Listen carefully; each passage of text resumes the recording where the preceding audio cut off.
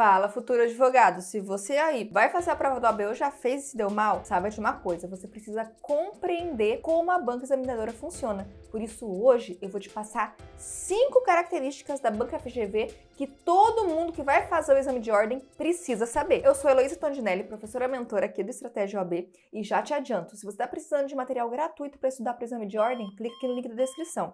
Fechou?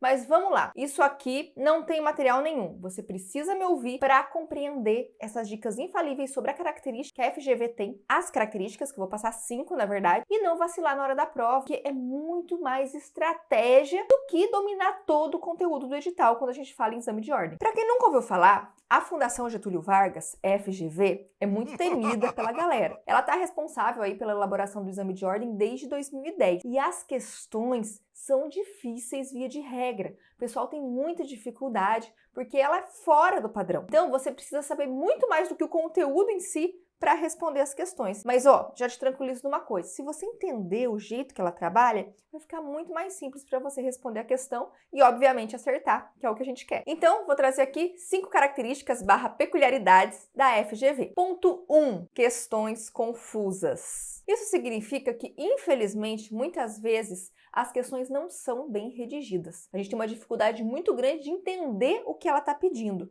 Ela é muito prolixa, enrola muito para perguntar, ou então conta uma história muito grande, inverte a ordem que a gente está acostumado, sujeito, verbo, complemento, ela coloca o complemento antes ou o verbo antes, o sujeito se demora para achar, então ela faz isso propositalmente para confundir o candidato. Fica ligado? Uma dica que eu te dou para evitar errar questões por conta dessa confusão é dividir os enunciados em partes, principalmente os enunciados que eles sim que costumam ser muito longos e confusos. Então faça em algumas partes, de 3 a 4 partes, a depender do tamanho, e tente entender cada trecho com calma, porque muitas vezes a gente tenta fazer uma leitura rápida do todo e se perde, porque é o que naturalmente a gente faz. Mas as questões da FGV não permitem essa simplicidade na hora de entender o enunciado. Então, Jack Stripador, pedacinho por pedacinho, para você compreender exatamente o que ela está pedindo. Vai ficar muito mais fácil você responder questões assim. Característica número 2, interpretação. É isso. Todo mundo sabe que a FGV costuma cobrar, em sua grande maioria, letra de lei, a lei seca. Mais de 80% das questões tem essa característica. Mas ela não cobra Ctrl+C, Ctrl+V, aquela questão direta. Segundo o artigo tal, assinale a alternativa correta. E ali colocam vários artigos de lei para você ver qual que é o correto de acordo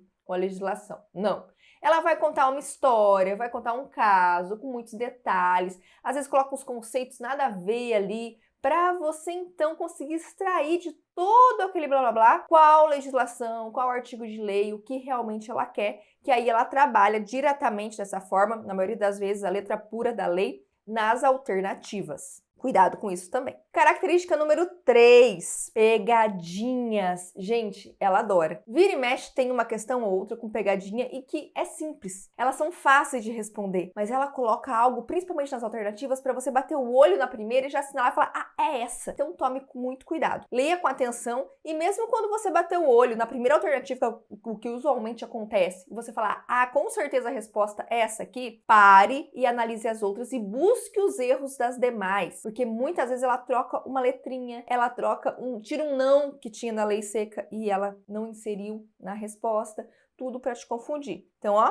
fica de olho nisso. Característica número 4 da FGV, temas atuais. Ela adora uma trend, tanto com relação a novas legislações ou mudanças aí de leis, quanto com temas que estão em alta. Por exemplo, no último exame, a gente teve uma questão de ética profissional que trabalhou as eleições da OAB e estávamos justamente nessa época. Então fica ligado que ela adora trabalhar essas atualidades para você ficar também antenado no que está acontecendo. Um outro ponto é que ela sempre prioriza a lei seca. Então, mesmo que tenha tido uma alteração jurisprudencial, uma alteração ali, tenha entendimentos novos sobre determinado assunto, se ela perguntar de acordo com a lei tal, você responde como está na lei. Muito cuidado com isso também, tá? Aconteceu na prova passada. E característica número 5 da FGV, interdisciplinaridade. Isso mesmo. Muitas vezes, em uma questão, vai cair a disciplina em si e outras conexas. Por exemplo, administrativo com constitucional, ECA com civil ou com penal. Então, essa dança aí de disciplinas pode ser perigosa para te confundir, principalmente pelo fato de não estar escrito acima da questão qual disciplina ela se trata. Então, a dica que eu te dou é já memorizar a ordem ordem das 20 disciplinas na primeira fase para você ter certeza o que é que tá cobrando, o que é que tá falando, para você às vezes não fazer todo um raciocínio pensando que a questão é de uma coisa e na verdade ela é de outra. Passadas essas 5 características da FGV, eu quero que você agora tenha organização. Monte um plano de estudos e estude com calma até o próximo exame. Principalmente se você tiver um tempo hábil para isso, não deixe para a última hora. E ó, como eu falei no começo do vídeo, aqui no link da descrição, a gente vai liberar para vocês um cronograma gratuito de 90 dias para a primeira fase da OAB. A partir do dia 6 de janeiro, às 10 horas, vamos ter também uma série de eventos com aulas gratuitas,